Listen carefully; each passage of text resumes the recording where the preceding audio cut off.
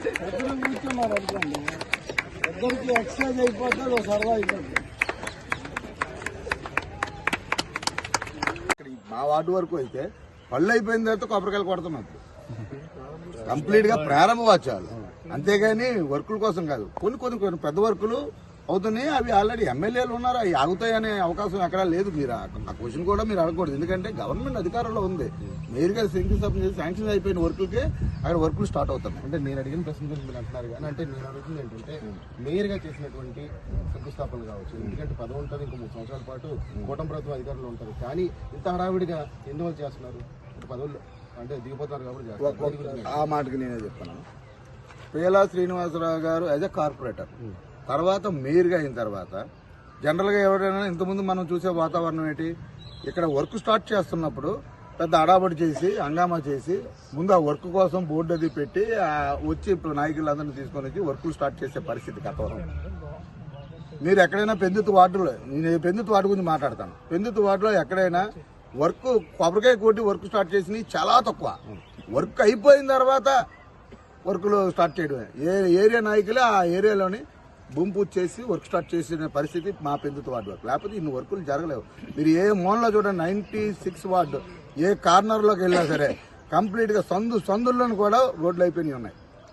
సందుల్లోనూ కూడా రోడ్లు అయిపోయినాయి ఉన్నాయి.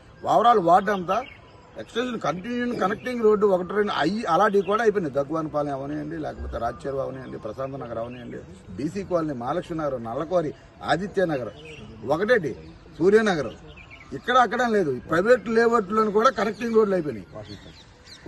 వాకింగ్ ట్రాక్స్ ఏంటంటే మాకు మణిహారాలు అవి పెందుతి 4 కిలోమీటర్లు మా వాకింగ్ ట్రాక్. ఇక్కడ గోకాడి చెరువు కబ్జాకు గురవుతుందని చెప్పి గట్టు ఫార్మేషన్ కూడా చేసాం.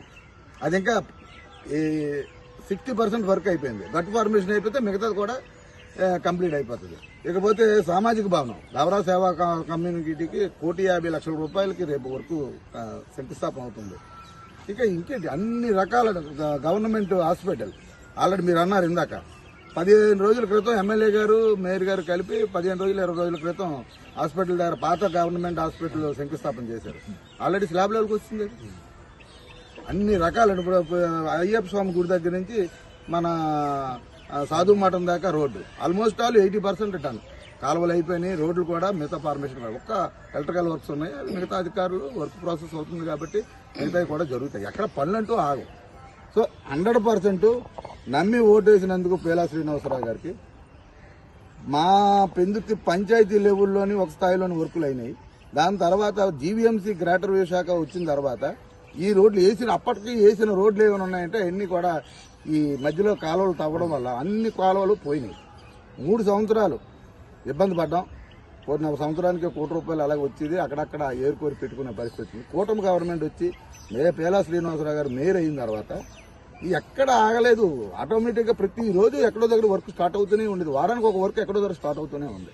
100% ప్రజలందరూ హ్యాపీగా ఉన్నారు, కూటమి నాయకులు హ్యాపీగా ఉన్నారు, ఈవెన్ ప్రతిపక్ష నాయకులు కూడా హ్యాపీగా ఉన్నారు.